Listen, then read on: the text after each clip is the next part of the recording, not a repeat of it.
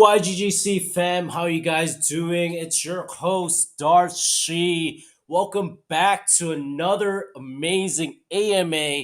Today we have Joa and Turnup from Castle Crush. Welcome, guys. Hey, Awesome. what's Glad up? to be here. Thanks for having us. Yeah, so I've heard so much. You guys just started your mints. Would you want to give a quick intro of yourselves, wildlife, and Castle Crush? Yeah, for sure. Just a quick note before we start. How many people are joining us? Would love to get an update on the audience. Do you have any Well, right numbers? now we have about 11 Can- people. We have about 3 people on YouTube. But yeah, there's going to be more people coming on slowly. Oh, yeah. I can only see the questions or the messages, but let's get started. Yeah. So quick introduction on myself. So I'm Joao. I joined us earlier this year, the beginning of January, as the team was being formed. I have a adventure before that. Um, my career in Europe, and then moved to join wildlife this year. So yeah, working on everything on the business development side of things, and on product and strategy going forward in the new titles we're going to be releasing. But yeah, super excited to chat about Castle Crush and uh, to having about drop and the that's coming later this month. Yeah, hi, my name is Turnip. It's not my real name. My real name is Ben.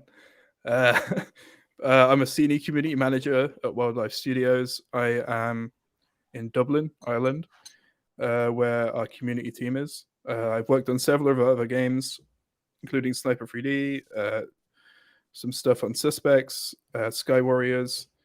We have a lot of different titles here, and I recently joined about 4 months ago the Castle Crush team, sort of working on reactivating that game, getting the audience back involved, and working on the Web3 project as well. So yeah, hi, it's nice to meet you. It's awesome. So yeah, let's we realized that there's Castle Crush, which is your game, and then we have Wildlife. So Mhm. just let's move back. Let's go back into the studio. So why did Wildlife decide to go into Web3? Yeah, for sure. So with an intro or context on wildlife as a company, right? So wildlife was in Brazil in 2011, right? So it's been around over the last decade, and it was really started at the double gaming, right? But over the last decade, we've been able to scale and get to a point that we're now pretty global, right? So we have over 1,000 working across 60 plus countries, 70 plus games over the last decade, right? And we're reaching the $3 billion download mark, which would put brand as sort of top largest mobile gaming companies in the world. So that's the company, right? Like traditional free to play mobile gaming. So very Web2 focused. But of course, last year, everything happening in Web3, the company paying a lot of attention to the innovation, right? And particularly the founders were struck by how similar the development Web3 gaming is today compared to the dawn of mobile gaming when, right? So a lot of the same parallels in the sense of the kind of like early of the experimentation and building are present today as they were when they were getting started. And so a rationale for going into Web3 was trying technology and seeing what was it enabling uniquely for games that wasn't possible before. Right? And so that was the context in which this team was formed to go after this opportunity and explore the space, this new design for gaming and for players, right? So um, that was the big behind the first project, Castle Crush being Web3, right? And so yeah, we're super excited to be doing games with on-chain assets right? Be experimenting at this frontier right now. Wow, that's amazing. You have 70 different projects under your guys' belt. So, why did you guys pick Castle Crust as your first project? Yeah, for sure. A bunch of design elements to Castle make it super suitable for an NFT gaming project, right? So a game, a lot of the design is formed around deck building and this is a card animated game. So the conversion of cards NFTs is pretty right. It's very intuitive players when we mention that they can own now a part of the game these cards do with them as they like, right? Buying, selling, trading. So for us, it was very direct conversion, right? Of taking the already live in the game and transforming them into NFT. The other point here, and I think Ben can probably comment on this as well, how much the community behind this game is kind of like super passionate about the product, right? So Castle has been live for a number of years. It was actually originally launched in 2016, and it's had over 75 million and still supporting million monthly active users, right? And so that found having an existing community super passionate about the game and sticky, that's been that retained over the years, foundation for us to also with the bringing sort of the Web3 elements in terms of community and engagement onto Castle Crush, right? So it's both from like a product perspective, looking at the game and looking at how to convert cards into NFTs, but also from the community, right? Seeing how the ground to build a new community and give them ownership of the game that they love.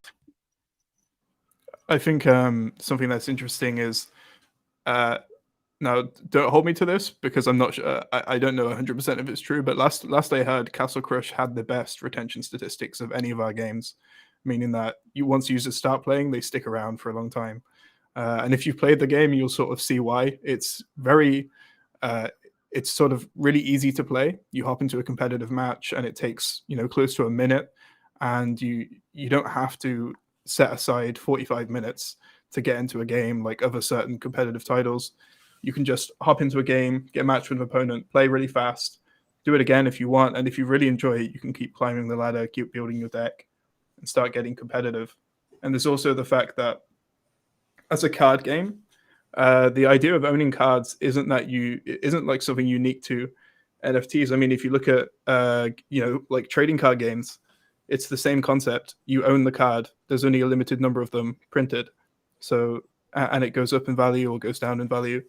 It's the same concept. So that's why this game specifically transitions really well to Web3. At least that's what I think. And yeah, the community is really, really great. It's really awesome. There are people who've been playing the game for 4 or 5, 6 years, and they still play and they still love it and they're still building their decks, and it's great. Wow, that's so amazing. 75 million downloads, and your community is amazing. My next question is to our community. Can you explain Castle Crush's gameplay and why is it appealing compared to other games? Yeah, for sure. So I think the way to answer this, or the best way audience at least uh, to is probably to just download the game. The game is live, like we mentioned, and it's a free to play game. Just download as we are on the call and then try it out and check it out for yourself. But the of it is that it's essentially a deck building game that you build your deck in the screen, and then you get to deploy those cards in real time matches, right? These matches always 1v1 PvP matches, they're fast paced, right? So it's always like 1 to 3 minutes. And the basics of it is you're trying to defeat or crush its castle, right? So you have castle laid out on this left hand side, and your opponent. And connecting the two is always free lanes, right? And so you get to deploy one of those free lanes and try to rush your opponent. And the objective of the game is to beat the opponent and destroy the opponent's castle, right? So that's it's always like I said, a pretty fast match. Match. I think that's potentially the secret sauce of it, right? Like these matches are always like super quick, and you get this rush from playing it. So super fun to play and very easy to, but it's very hard to master at the top levels. So I think if anyone joining the game now, you see that there's tons there for you to get involved, and you can get started very easily from the lowest levels, while to master the game and get to the top of the ladder.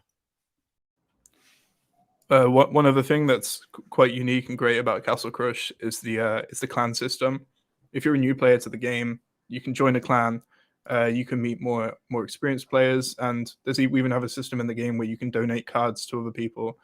So these wouldn't be NFT cards; these would be like your basic cards, and you can. And so if you have more than you need for the golem, for example, then you can give that to someone else in your clan, so they can level up their golem. So it's really easy to help out other players and get people involved. So there's a lot of social elements in the game that make it quite unique. Yeah, that's awesome how you guys are implementing this lending system to other community members. I'm pretty sure in any other card game, I would love to have. If we were playing Uno, right? I would love a +4 card. But yeah, moving on to my next question. How are you guys going to integrate this? With free to play, and how are you with Web3? Yeah, the best way to imagine this is that the Web3 layer essentially gets on top of the free to play layer, right? So it's not a separate build or a separate game. It's still the same client. So the app that you have downloaded now, you to still use that, but the Web3 will come in top, right? The way you're going to interact with the Web3 economy is mostly going to be place on our web, right? That's how you acquire these assets, and you're able to buy and sell them. But then the integration is that we link your in-game with your wallet. You can update your in-game account with the NFTs, right? So you can, by acquiring these through the website, you complete your account. That then updates your account with the NFTs, right? So once you can then integrate into your deck, right? And so you have free-to-play assets, the existing cards in the game, as well as NFT assets. And then, of course, the secret or the magic of the NFT assets is that they have an right. You own these assets, and once you play with them, a token reels, right? So each card will have a different, and you have to win at least one match every day to receive that earning the daily reward. But both of them remain available to you, right? So if you play with one NFT card, it's okay. It's totally your choice of hack. As much as you want to customize and pick and choose from the NFTs and also from the free to play assets, both available to you.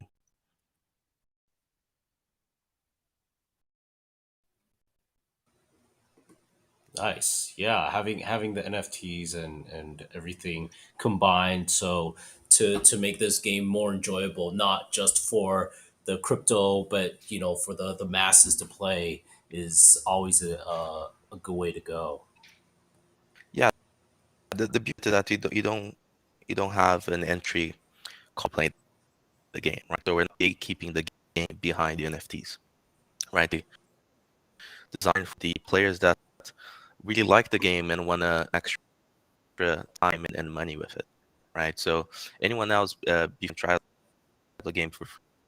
And if they decide it is, and they want to get involved potentially as a scholar or investment, they can do that, right? So we're keeping options available for type of player. Yeah. So moving on to my next question. I haven't heard which chain you guys are on. So which chain did you guys use, and why did you decide to build on it? So we're building on that, and the reason for that is probably right. So maybe there are two big points. One is just performance, right? I think the fact that we need a high performance chain for it needs to be fast, it needs to be cheap, and it needs to have a fast to finality. Right? It needs to support its action volume, which does supremely well. The other big category of Avalanche is the customized abilities that Avalanche unlocks with subnet, right? So the plan with Casp is to migrate the game from the C chain where it is going to be launched over to it in the next quarter or next 2 quarters. And so with subnets, we essentially abstract away all of starting our own chain at the same time that we get access to the liquidity from the seed, right, from their main chain. And so it's really the way to think about it is that you're getting the best of both worlds in the sense that you get the chain at the same time that you benefit from the info that's laid out already for you on the Avalanche main network. Right? If you added the sort of benefit as well, right? So we got our own choice of gas token, right? In this case, it's going to be ACS or our own token that we're going to be launching. And so there are a bunch of elements there that you can sort of customize your experience depending on the app that you're building, right? Evaluating chains, it was really critical that we got customization possibility to perfect the user experience for our players. The third category that is how supportive the Avalanche ecosystem and AV Labs teams has been for us, right? As we are a team migrating from Web 2 to, it was essential that we had a partner that was always open and close to the build and knew how to in their chain and kind of help the process, right? And so with AV Labs was essentially essential for us to the point that we're happy with everything that they've been able to help us with so far.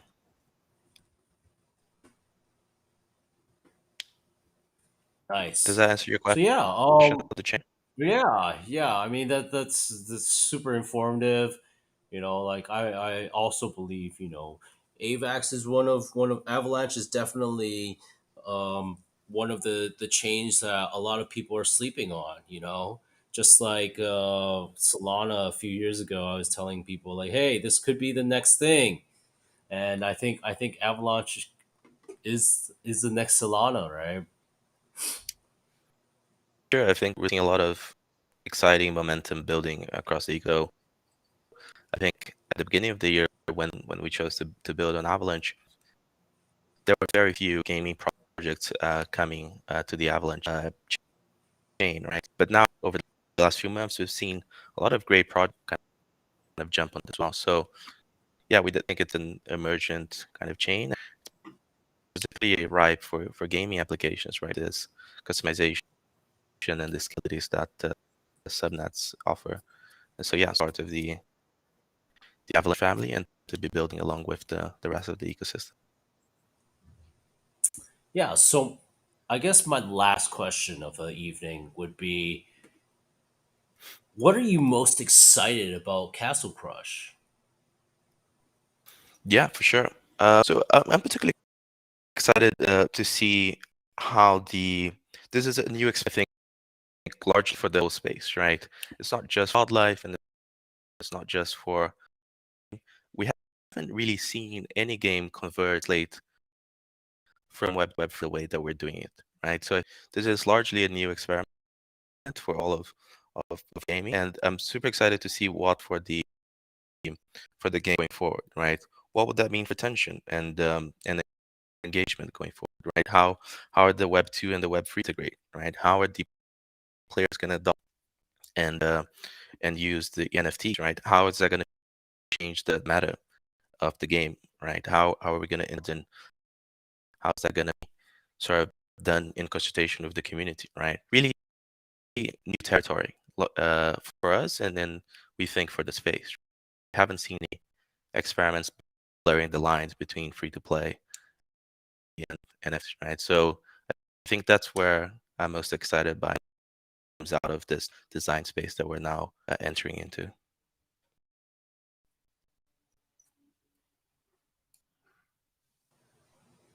Amazing.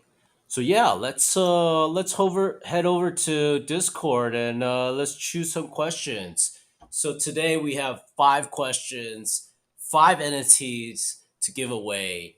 So let's choose our first question, which is from Lisa Nazali.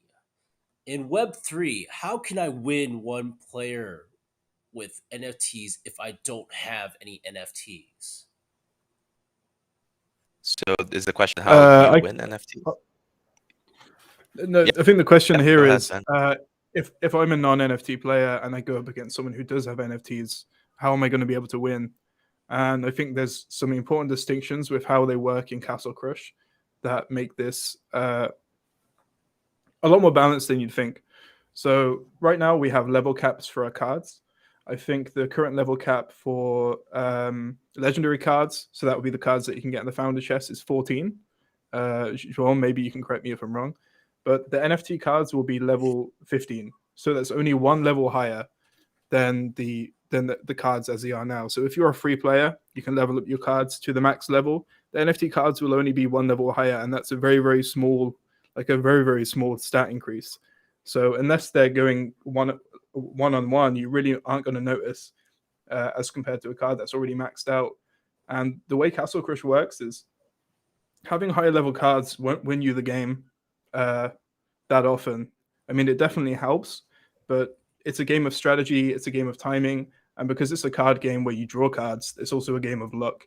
So it's a mixture of those 3 things. It was really important to us to make sure that people who didn't have NFTs would still be able to play the game and still be able to win and still be able to compete and be at the top of the leaderboard if they wanted to. So it's a completely optional layer. And in terms of competitive integrity, it's not going to make a massive difference. It's going to be a lot more balanced than you'd think. Yeah, I would just emphasize that point again, that it is still fundamentally a skill, right? Everything that the Ben mentioned about strategy, build your deck composition, right? So timing, actually deploy those cards, right?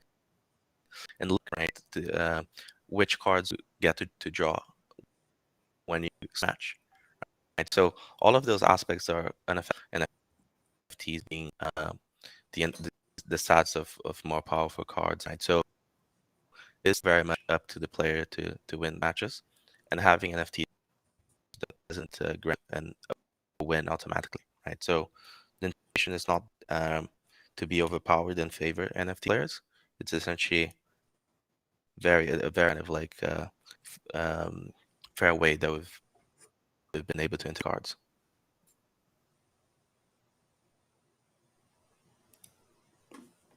Yeah, that's a great answer. So moving on to our next question is from Anna Z. I'm not a professional player and I hardly ever play. Castle Crush, on the other hand, has caught my curiosity and I intend to start playing it as soon as possible. Do you believe yours will be easy to understand for someone who isn't a frequent or a professional gamer like myself? Yeah, for sure. I think you can try it out now, and then by the end of the day, how you like it. But I think that's very easy to get into and understand, right? The mechanics of it are very intuitive. You build a deck with cards, and you get to deploy those cards in real time match. Right? That's the essence of the game. And so the this availability to anyone, whether they're a frequent gamer or not, right? And it's it's designed for being possible for a large audience base on mobile, right? So hopefully it will work for you. But in case you have any questions or you run into any problems on to the game, I think just jump into our Discord and we can definitely.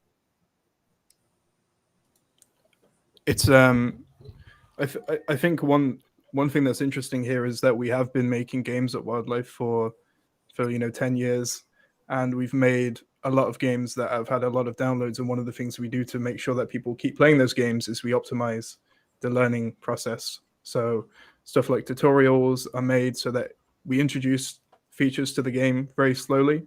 Specifically with Castle Crush, you unlock cards slowly, so you'll move from castle 1 to castle 2 to castle 3, and each time you move to a new castle you get a new sort of set of cards that you can unlock. So you start off with some very basic cards like the archer and the dwarf, and then when you move up to the castles you'll start learning about the dragon and the phoenix, and we introduce it to you slowly, but in a way where if you want to progress fast you can, but if you want to take your time and sort of make sure you get to grips with every aspect of the game, then you can also do that. That's one of the things that at Wildlife we're very good at doing that. We have games that are complex. Sniper 3D is a good example, but we introduce it to you slowly, and it's very easy to understand when you play the game. Honestly, I know Jerome said it a few times, but just download it and you'll see what we mean, because I think the way the game's made, especially for new players, is really good. Great. On to our next question by Fu. Projects say they have long-term vision and mission. But what are your short-term objectives? What are you guys focusing on right now? Yeah, great question. So now we're mostly focused on shipping the product. Like, that's the primary objective over the next month. It's in development phase, right? We're finishing up a lot of integration work and getting everything ready, but we've started the launch process of the NFTs. So right now we are doing a wide sale, and we're opening up for a public sale now. That's the very near term, key date to keep in mind, June 13th. That's public sale. After that, we're going to be integrating the NFTs into the existing game by end of month, and by end of month or early July, we're going to have all of this, right? Meaning the NFTs, the token, and also the guild infrastructure tool that we're going to be integrating. So that's called and come into the game and have the guilds supporting them. So yeah, over the next month, we're going to be focused on. Great. Our next question is by Jerez. How do you see the community? Do you think the community has an important role to play in building Castle Crush? Yeah, Ben, do you want to take this one? Yeah, I'll take it. As I sort of already mentioned earlier, Castle Crush is a very social game.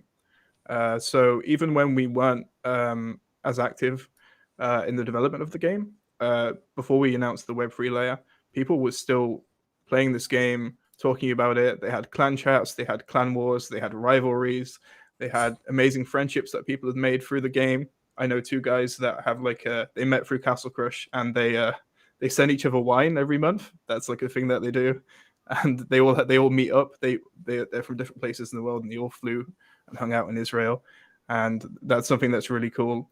But as far as community goes, one thing that I've noticed coming to Web3 projects from Web2 projects is that community is way more active, people are way more invested, and there's a lot more sort of camaraderie within these projects. We've been able to run really awesome events that we maybe wouldn't be able to run in any of our Web2 games, because people are more engaged and people are more excited. So we run events all the time.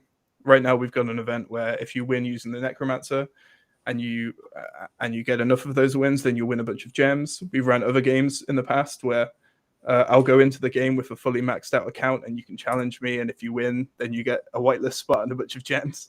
So it's been really incredible to see how much we've been able to do with the community and how much more we can still do with the community. So, yeah, I'm very passionate about this, and I think the community has the most important role to play in the future of Castle Crush, not just an important role. So, yeah. Yeah, and then Yeah, for sure. maybe I to think mention here uh, as well that when we were doing plans, right, for the web and the NFTs, a lot of this was done in consultation community, right? A lot of our top players gave their input and feedback on the system, right? For us, it leaning in the community and hearing what they have to say about the game that they love. For sure, it's all about the community. That's only going to be more so the case going forward now that we have this Web3 element being supported with Castle Crush. So, yeah, we're definitely excited to have the community play a big role and contribute to the development of the game going forward. All of the balancing up we do always count kind of the voice and the perspective of the community, right? And so for sure when we update the game going forward and release new updates and new content, going to be looking first and first to the community, right? And so 100% a great question, and it's definitely top of mind for us. yeah, I mean, community is everything, right? Without our community, I'm pretty sure I wouldn't know what to do because I'm head of community. But yeah, Right. like yeah, I think having the community behind you is gonna be the success of any good project, right? As long as everyone's trying to shill their friends, their families, everyone and anyone, right? Then that's everything. It means a lot more coming from someone else when all you do is tell them what we're planning to do, and they tell everyone this is the best project. Yeah. And in this case, particularly like the fact that it's a player-driven community as well, right? For sure, there are the project, there are speculators coming in, given the excitement right now. But for the most part, that has been around with this game has been playing game just for the fun of it, right? Without any extra incentives of financial rewards.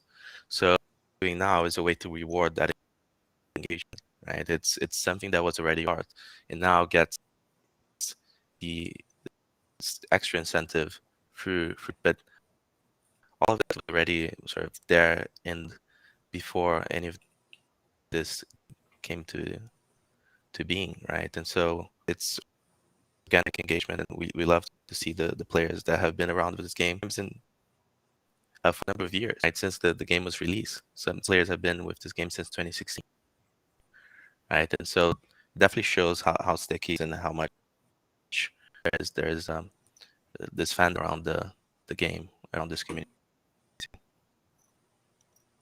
Yeah. And right before my last, I guess your the last question of the night, I'm gonna give a quick shout out to the Sohai gang, which is a part of YGGC. If you guys want to give a quick shout out to anyone that you guys know, let's say it right now before I hit on to my next question. Okay, I guess not.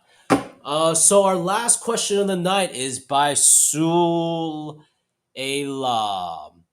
Collaboration is one of the most important aspects of a project to its huge success.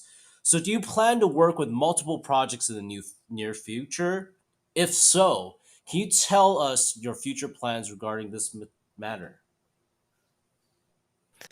Yeah, for sure. So I think we did this in the tweet that we did, and I think it's a great question because it shows where our mind is drifting, we're thinking, right? So we're definitely very interested in this idea of other projects in the space and integrating them in Castle Crush, right? But all of that right now hasn't been released.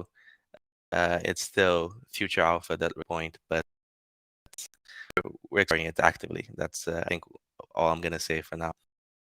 So yeah, definitely and look forward to potentially a future announcement on this. But that's one of the coolest areas that Web3 has, this sort of collaboration in between project integration in between verticals and different game universes. So yeah, super excited about the that area as well.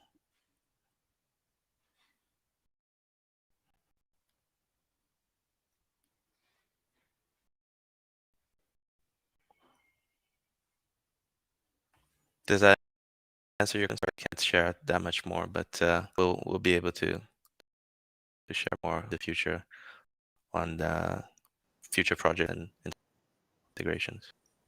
Yeah, I mean, if you want to drop some more alphas, we're always welcome to listen to some more alphas if you can drop any. Yeah, yeah. The biggest alpha would be next week. The public the the early rewards will be particularly for players that have NFT assets and they're playing from day one. Potentially dropping special reward for the players that come in and have the assets already from the launch. And so definitely doing on that as something might be coming out pretty soon. So maybe even on that. So look forward to that. Great. Well, thank you, Joa. Thank you, Turn Up, for coming to today's AMA. It was definitely really insightful for learning more about wildlife and Castle Crush and all your future projects that you guys are going to do. I'm excited. I wish I was on the whitelist, but I guess I might have to spend some more money on gas to get the public sale. Yeah, it's in live as well, right, on marketplaces. So maybe you have to find a discount item here and there. But yeah, no, thanks for having us. Would love to see some of the YGG community join our Discord as well and try out the game. And any questions, jump on the Discord or let us know on Twitter, and we'll be about and more about the game. Yeah, thank Yeah, you. I was gonna say just if there's one thing that's sort of come out of this, it's try the game because a lot of the questions that people are asking is stuff that can sort of be answered if you do play the game. So even though we didn't get to answer all of them, if you read the white paper, if you check out the website, and if you play Castle Crush, you'll get a hang of things pretty quickly. So I'm really excited, and it was really great talking to you. Yeah, like I said, I want to thank you on behalf of our community. They're already saying thank you, from Sohai Gino, thank you, learned a lot. Thank you, YGC and Casual Crust Rules by Andre CJ. Sohai Snorlax says thank a lot for the AMA. So yeah, I'm pretty sure Yes, guys. you'll see some of our community members come onto your Discord. Yeah, looking forward to it. And one of the biggest partnerships of YGGSEA. Looking forward to supporting a lot of scholars from your community in the not too distant future as well. Great. Thank you so much again. I hope you guys have a wonderful day and good luck on. Well, you guys don't need luck. You just need more of our community members to come on to and play your game. Yeah, 100%. And it's so high channel, right? I think I missed out the shout out. Is that a special part community that you guys have? It's one of our. We have some mini groups already forming. There's 40,000 members on our Discord. There's always going to be some cliques Nice. growing, and yeah. Yeah, seeing tons of messages from this whole time here in the Discord. So great to see that. Yeah. All right. Thank you guys. Thanks, guys. See Have a you good one. later. It was Bye lovely bye. chatting. Bye bye. Yeah. Bye.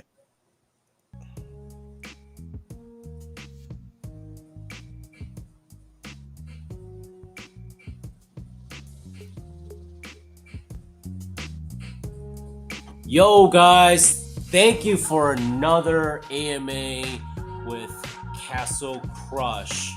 That was amazing. I love your questions. We killed it again. I'm pretty sure you guys are just excited seeing this game go live. And don't forget, there's going to be another AMA this week on Thursday. Don't forget, put it in your calendars. And don't forget, we all love you. We are C.